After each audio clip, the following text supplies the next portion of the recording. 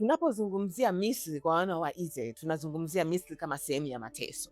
Lakini tunapozungumzia Misri kwa Yesu, tunazungumzia kama sehemu ambayo Yesu alihifadhiwa akiwa yuko mtoto.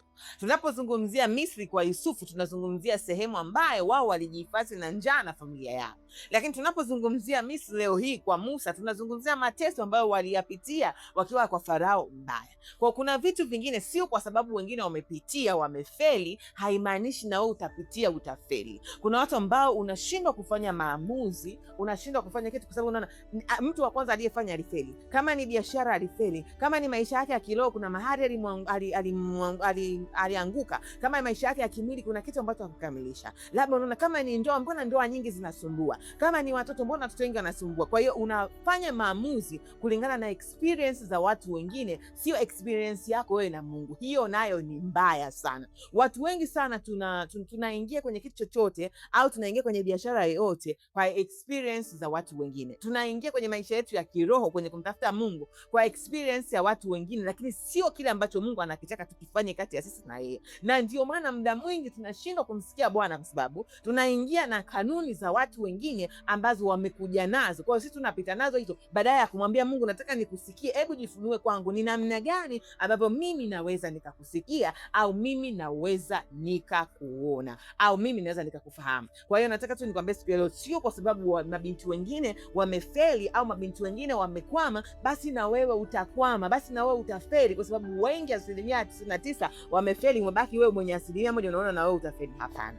Biblia inatuambia, ukisoma kwenye kitabu cha Mathayo sura ya 2 mstari wa 13, inasema nao hao walipokwisha kwenda zao, tazama malaika wa Bwana alimtokea Yusufu katika ndoto, akasema, ondoka umchukue mtoto na mama yake, ukimbilie Misri, ukae huko hata nikwambie, kwa maana Herode anataka kumtafuta mtoto amuangamize. Biblia inatuambia kwamba baada ya wale mamajusi kuja kuleta ujumbe, Yusufu alitokewa na malaika wa Mungu, akamwambia aondoke aende Misri. Akaenda kajihifadhi yeye na mtoto.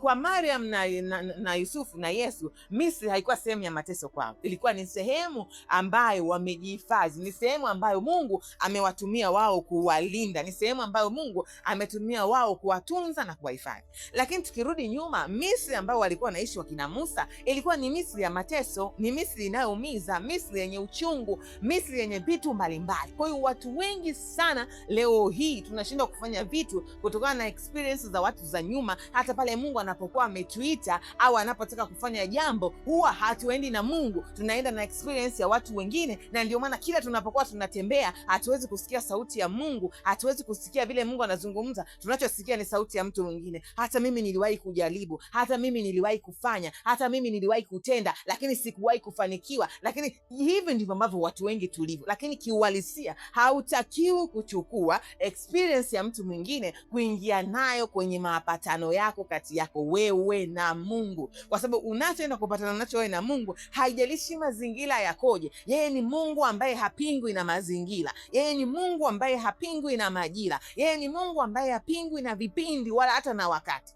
Kwa hiyo siku leo nitakusaidia wewe ambaye unafikiri kwa sababu eti wengine wamepitia mateso na wewe utapitia mateso. Kitu cha kwanza ambacho unatakiwa utambue au ufikiri pale ambapo Mungu anakuwa amekupa idea au amekupa kitu cha kufanya, hata kama unaona matokeo kwa 98% ni mabaya, lakini Mungu anakuambia fanya hiki kitu. Kitu cha kwanza kabisa ambacho unatakiwa kukifanya ni kumwamini yeye aliyekuambia. Biblia inasema yeye ni mwaminifu, inasema uaminifu wake ni wa vizazi na vizazi. Tukisoma kwenye kitabu cha Zaburi ya 100 mstari wa 5, inasema uaminifu, anasema mstari wa 4, uaminifu wa Mungu ni wa vizazi na vizazi. Biblia inasema kama sisi hatumwamini, yeye ni wa kuaminika, kwa maana hawezi kujikana yeye mwenyewe. Ukisoma kwenye Timotheo wa pili sura ya 2 mstari wa 13, pale Mungu anapokuwa amekupa idea au amekupa kitu ukifanye, nataka ufanye hiki kitu, lakini ukiangalia matokeo ya watu wengine unaona matokeo hayaeleweki, hakuna namna hapa. Unachotakiwa kufanya ni kuamini tu, hata kama kwa experience za watu wengine inaonekana haiwezekani kuamini. Kwa sababu Yusufu alipoambiwa na malaika kwamba amchukue Mariam pamoja na Yesu aende naye Misri, hatuoni kama kuna sehemu hapa kuamini alichokuwa anaambiwa, aliinuka, aliwachukua Mariam na Yesu akaenda nao nchi ya Misri, despite kwamba Misri ilikuwa inasifika kwa mateso, kwamba wana wa Israeli ni sehemu ambao walipitia. Hata tunaona kwenye kitabu cha Matendo ya Mitume kuanzia sura ya 7 ya 8, nani anapojielezea, Stefano anaelezea kwamba babu zetu walipitia tabu sana wakiwa wako Misri, Bwana alimtuma Musa akaenda kawaokoa. Kwa hiyo Misri, japokuwa kwa wana wa Israeli ilikuwa inafahamika kama ni sehemu ya mateso, lakini Bwana aliitumia Misri kama sehemu ya kumhifadhi Yesu. Kwa hiyo vile vitu ambavyo watu wengine wamepitia, inawezekana kwao ikawa ni experience mbaya, lakini kwako wewe inawezekana ikawa ni mlango wa kukufungulia wewe kwenda kwenye opportunity zingine. Kwa hiyo Mungu anapokuwa amekupa idea au amekupa kitu, basi unachotakiwa kutambua ni kwamba unatakiwa umwamini yeye, sio mtu mwingine yeyote. Mbaya zaidi ni kwamba tupo kwenye kizazi ambacho mtu anapewa ndoto, kitu cha kwanza anachokimbilia anaenda Google, akagugo kwanza, hivi unataka kufanya hivi na hivi, nimeota sijui panya ananing'ata, sijui nimeota kitu gani. Kitu cha kwanza anakimbilia Google, baadaye yule aliyekupa ndoto ndio unatakiwa urudi muulize ili uweze, na kwa sababu ukienda Google kule, inawezekana Google akakuelekeza vitu havikuwa kwenye content ya Mungu. Kuna namna ambayo Mungu amejifunua kwako ambayo ni namna ya tofauti. Kwa kitu cha kwanza, wewe ambaye unaona kama wengine wamepitia mateso, baba na mimi nitapitia mateso, unachotakiwa kutambua ni kwamba sio kwa sababu wengine wamepitia mateso na wewe utapitia mateso. Ili usipitie mateso sasa, hautakiwi kuamini habari za kwao, unatakiwa umwamini yeye aliye juu. Unatakiwa umwamini yule mwenye uwezo, kwa sababu Yusufu alipoambiwa hapa, hakuna sehemu ambayo alidoubt, aliamini moja kwa moja. Hata kama wengine walipitia experience mbaya, hata kama wengine walipitia wakati mbaya, wengine walipitia vipindi vibaya, hata sehemu mbaya, lakini yeye kwake ilikuwa ni ya tofauti kabisa.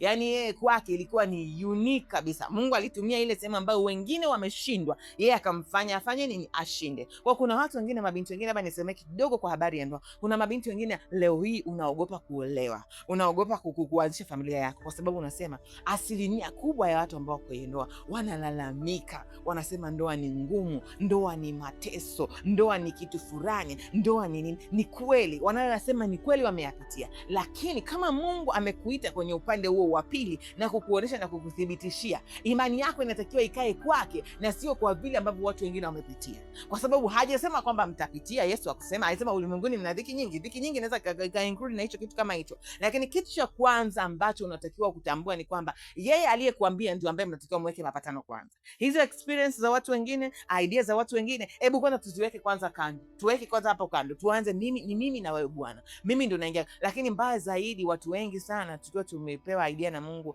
au Mungu amekupa kitu, au Mungu amekusemesha, hata kama ni kwa habari ya ndoa, ukiwa unataka kusikia habari ya ndoa, unaenda unamuuliza Mungu. Lakini baada ya kuipata ndoa, watu wengi sana huwa wanaanza kufuatilia ushauri sana wa kutoka Google kuliko ushauri wa Roho Mtakatifu, kuliko kumtafuta Roho Mtakatifu. Sisemi kwamba Mungu hajaachilia watu wakifundisha, hata mimi unanisikiza hapa, Mungu ameacha nifundishe, lakini muda mwingi sana spend muda na Roho Mtakatifu. Wote kwenye idea yote ambayo Mungu ameiachilia kwako, spend muda na Roho Mtakatifu ili usirudie yale makosa au mateso ambayo watu wengine wameweza kuyapitia. Lakini kitu cha pili ambacho unatakiwa ufanye pale ambapo hautaki kupitia mateso kama wengine walipokuwa wamepitia, ni kwamba tumaini lako siku zote liwe kwa Bwana Yesu. Biblia inasema heri wamtumainio Bwana, maana hao watapata baraka.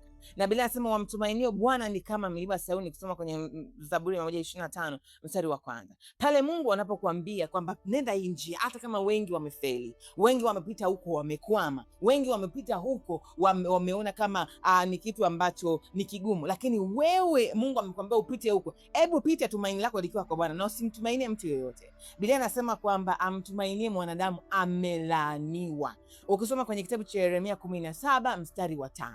Nataka tu nikwambie kitu kimoja, Mungu atakapotaka upite kwenye kile ambacho watu wengi wamefeli, kiuhalisia hataki tena utumie tumaini la wale watu wengine, anataka umtumainie yeye, anataka umfahamu yeye, anataka umjue yeye, anataka utembee pamoja na yeye. Sasa kama nilivyosema kwenye pointi ya kwanza, wengi sana tunapokuwa tumepewa kitu na Mungu ambacho wengi wetu wamekuwa wamefeli, wengi wetu hawakufanya, hata kwenye kozi zetu hawakuweza kukifanya, tunaanza kuwatumainia watu kuliko kumtumainia Mungu, kwamba labda nikishika nikishikamana na huyu nitaweza kufanikiwa, nikishikamana na huyu nitaweza kufanikiwa. Watu ni muhimu, kwa sababu hata Mungu amesema atatoa kabila za watu na kwa ajili ya maisha yetu, lakini tumaini kubwa la kwetu sisi halitakiwi kuwa kwa watu. Tumaini kubwa la kwetu sisi linatakiwa liwe kwa Mungu, kwa sababu tunachoenda kukiendea sio kitu cha kawaida. Kuna watu kadhaa ambao wamepita hapo na wameshindwa. Kuna mabinti kadhaa ambao wamepita hapo na wameshindwa. Ili wewe uweze kuweza, lazima utumainie msalaba.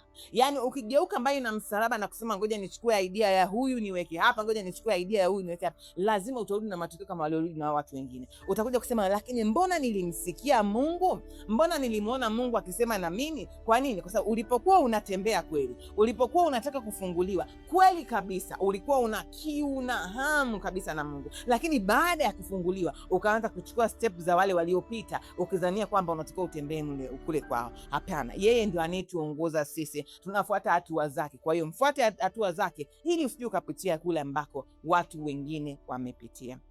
Lakini kitu cha tatu, wewe ambaye utamani kurudia makosa ambayo watu wengine wamepitia, ni kwamba kitu kingine ni kwamba usiogope. Biblia inatuambia mara 300 sijui na ngapi kwenye Biblia, usiogope, usiogope, usiogope. Biblia inasema kwamba usiogope, nimekuita kwa jina lako, usiogope, nitakuwa pamoja na wewe, usiogope, nitakushika mkono, usiogope, nitakulinda. Pale Mungu anapokuambia upite kwenye njia ambayo wengine walipita, walichomwa, lakini wewe unatakiwa upite hapo, wewe unatakiwa usogee hapo, my dear, jihadhari. Unajua nini? Jihadhari na hali ya hofu na mashaka, kwa sababu shetani ni malaika kama walivyo malaika wengine.